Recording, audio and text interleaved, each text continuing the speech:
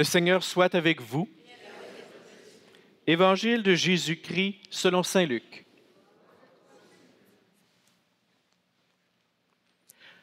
On venait de crucifier Jésus et le peuple restait là à regarder.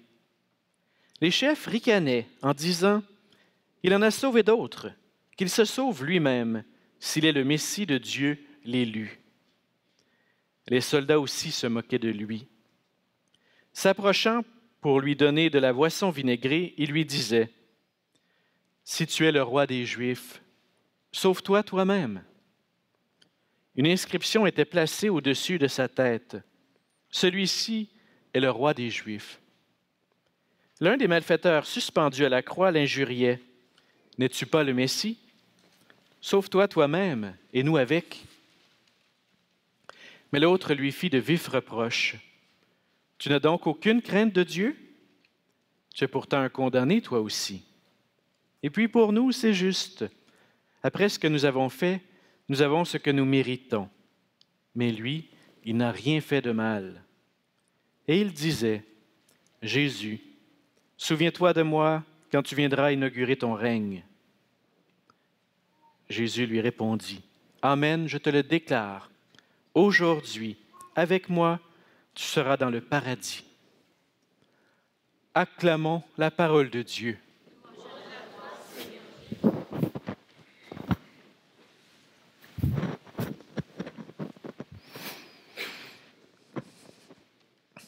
Alors ce soir, j'intitule mon homélie « Selfie, Louis et le Christ roi ».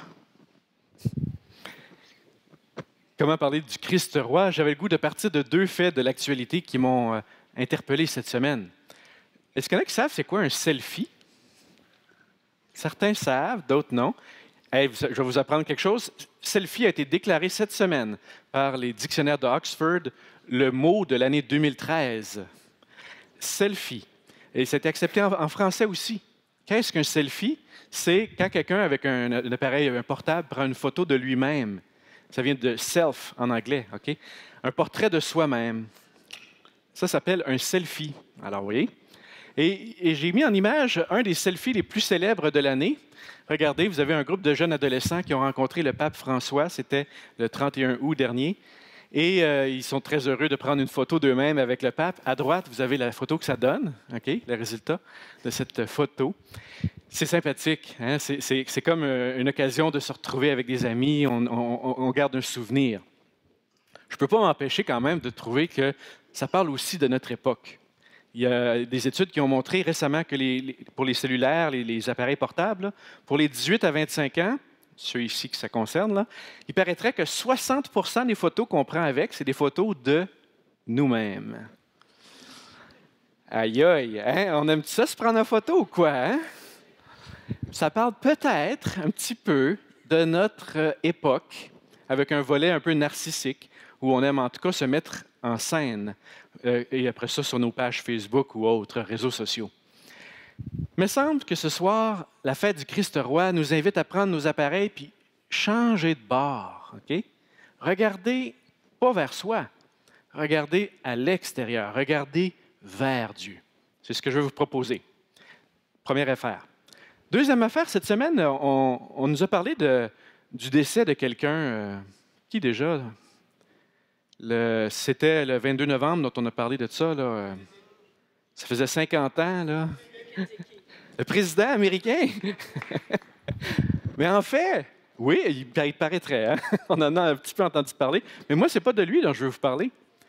Je veux parler de C.S. Lewis, qui est mort un 22 novembre 1963, le même jour que le président Kennedy. C.S. Lewis, est-ce qu'il y en a qui connaissent ce nom-là? Un écrivain anglais extrêmement intéressant, brillant. C'était un athée et il cherchait le sens à sa vie.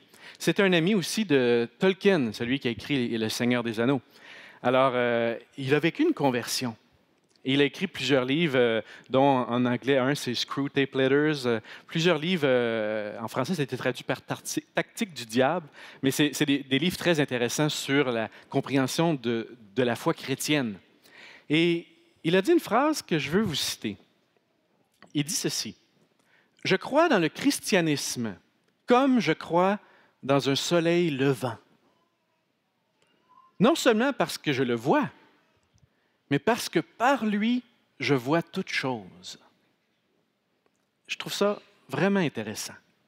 Et il me semble qu'on pourrait prendre ça aussi pour notre perspective de la fête du Christ roi. Je crois en Jésus parce que je le vois avec des yeux de foi, mais en Jésus, je vois toutes choses différentes. Je vais y revenir aussi. Alors, ce que je nous propose ce soir, c'est qu'on prend nos appareils, on les tourne vers le Christ. On va sortir du selfie, là, puis on va se tourner vers Dieu. D'ailleurs, les textes nous y invitent ce soir. C'est quand même un peu surprenant. On est à veille de commencer le temps de l'Avent, et là, on a un récit de Jésus, sa mort en croix. Le texte commence en nous disant que le peuple était là à regarder. Je pense que c'est ça qu'on doit faire, nous, ce soir aussi. Regarder, contempler le Christ en croix. Et comme C.S. Lewis invitait les gens, il disait, il faut commencer par le début, il faut se placer dans le point de départ. On ne doit pas partir de la foi à partir des explications, des théologies qui ont été faites, mais à partir de l'expérience initiale. Et Lewis, il disait ceci, quand on regarde toute cette foi chrétienne-là, il va falloir qu'on se pose de sérieuses questions. Jésus, il se disait fils de Dieu, ou bien il dit la vérité, ou bien il ment, ou bien c'est un fou. À nous de choisir, à nous de faire notre jugement. Il ne semble pas qu'il soit fou tant que ça, parce qu'il démontre une cohérence de vie incroyable, à moins qu'on parle de la folie de l'amour. Est-ce qu'il ment? En tout cas, s'il ment, il le fait d'une manière unique parce qu'il n'y a pas d'avantage à le faire, là, jusqu'à sa mort. Est-ce qu'il dit la vérité? Et si c'est la vérité, ça change tout. On est ce soir invités à se retrouver comme tous les personnages devant Jésus en croix. Et certains se sont moqués de lui. Imaginez, il est en train de mourir. Il y a beaucoup de respect, n'est-ce pas? Pour un mourant? Non. On s'en moque, on le ridiculise. Et son peuple, ils sont partis, ils l'ont abandonné. Les disciples, on ne les voit pas trop. Même quelqu'un qui est crucifié à côté de lui se moque et l'injurie. Ce soir, comment je me situe, moi, face à Jésus? Comment je le reçois? Comment je le comprends? Comment je l'accueille? Je nous inviterai à être comme le bon larron ce soir, dans nos fragilités, dans nos pauvretés, dans ce que nous sommes, mais je dirais en vérité avec notre être. Et lui, il dit, en se tournant vers Jésus, « Souviens-toi de moi. Souviens-toi de moi. » Si on pouvait être comme le bon larron, nous aussi, et vivre cette rencontre qui change tout. À partir du moment où on a vu le soleil, mais après ça, on voit l'effet du soleil sur toute autre chose. Et c'est là qu'arrive la deuxième lecture, cette très belle méditation dans l'épître de Paul aux Colossiens. Entre vous et moi, là, si on lit le texte, c'est pas facile, c'est même un peu obscur. C'est comme de la poésie, c'est de la réflexion, une méditation. On pourrait se dire, est-ce que ça a vraiment rapport avec ce qu'on dit, ce qu'on croit, ce qu'on vit aujourd'hui? Bien, moi, j'ai le goût de vous dire ceci. Il faut partir du point de départ pour voir comment tout le reste est transformé, comment tout le reste est illuminé par le soleil de la foi. Il ne faut pas partir par les méditations, il faut partir par l'expérience. Puis après ça, on entre et on comprend de plus en plus. Je dirais, j'ai le goût de nous dire ce soir que ce texte de Saint Paul, ce n'est pas juste une analyse rationnelle de ce que ça veut dire le Christ, hein, qui est là depuis toute éternité, au commencement, à la fin, que tout est créé en lui. On pourrait dire que ça a l'air un peu abstrait ou prétentieux. Non, je le verrais, moi, je vous donne un exemple. C'est comme une expérience profonde, amoureuse. Prenez ça. Prenez quelqu'un qui vient de tomber en amour. C'est sympathique. Je pense qu'on a besoin de voir ça aussi de temps à autre. Parce que ça nous montre que quand quelqu'un tombe en amour, tout est transformé. Il y a comme moins de nuages, la musique n'est plus la même à la radio, la personne ne voit plus les choses de la même manière. C'est comme si tout d'un coup, l'univers était transformé. Mais prenez la deuxième lecture de Paul comme un discours amoureux. Il a fait une rencontre de ce Christ extraordinaire et tout change. Il nous propose 5 choses, au moins, dans cette petite expérience-là. Il nous dit que le Christ nous fait entrer dans son royaume. C'est certainement un des concepts les plus profonds pour le Christ. C'est une des choses sur lesquelles il revient le plus souvent. Qu'est-ce que c'est ce royaume? Difficile à le cerner. Mais c'est un royaume d'amour, de justice et de paix. Il nous invite aussi à voir que tout a été créé en Jésus. Comme si l'univers avait l'ADN du Christ. Comme si, en quelque part, il y avait une aspiration au fond de nous. Ça, c'est la contemplation que Paul fait à travers la fête du Christ roi. En quelque part, il y a une attente en ce monde pour Dieu.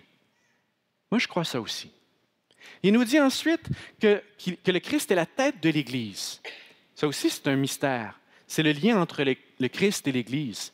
On le sait, c'est tellement plus facile de dire, moi, Jésus, ça a bien de l'allure. L'Église, par exemple, minute. Mais c'est ça. C'est la réaction commune que nous avons. Parce que c'est encore plus dur de croire en l'Église. Pourtant, on le dit à chaque messe. Hein? Je crois à la Sainte Église catholique. J'ai hâte de vous entendre tout à l'heure. Je crois en la Sainte Église catholique. J'y crois. Ça veut dire que je la constate dans ce qu'elle est, mais je constate aussi, je crois qu'elle est plus que ce que j'en vois. Il y a là un mystère. Ensuite, Paul il nous dit que le Christ est au commencement et à l'achèvement de toutes choses. En d'autres mots, que l'histoire s'accomplit en Jésus. Puis enfin, que tout sera réconcilié en lui. Tous les débats qu'on peut voir dans la société actuelle, les défis, les guerres entre les croyants de différentes religions, entre les croyants et les non-croyants, en toute situation humaine, tout sera un jour réconcilié en Jésus. Je ne peux pas vous expliquer ça. Ça ne servirait à rien. Je pourrais vous en parler pendant des heures. Il me semble que ça ne serait pas nécessaire. Mais c'est plutôt, je dirais, un saut dans la foi que je vous propose. Je pense, moi, que si on fait cette expérience, comme le bon larron, dans ce que nous sommes ce soir, et si on fait cette expérience libérante, pacifiante, d'un amour débordant, on va voir que l'univers entier est différent de ce qu'on avait envisagé. Moi, je souhaiterais ce soir que la fête du Christ roi, ce soit pour nous une entrée dans ce royaume, une entrée dans cette foi, qui ferait que plus rien ne serait pareil, que le quotidien serait illuminé d'une douce lumière. Je crois que c'est ça la foi.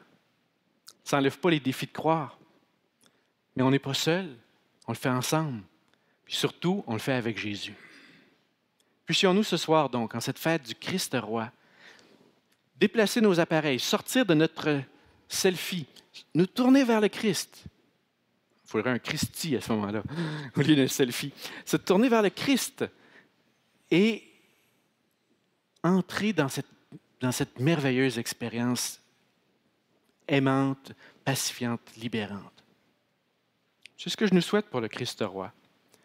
Et que nous puissions aujourd'hui renouveler notre foi en cette fin de l'année de la foi, le faire avec une attitude forte et confiante. On va y arriver. Amen.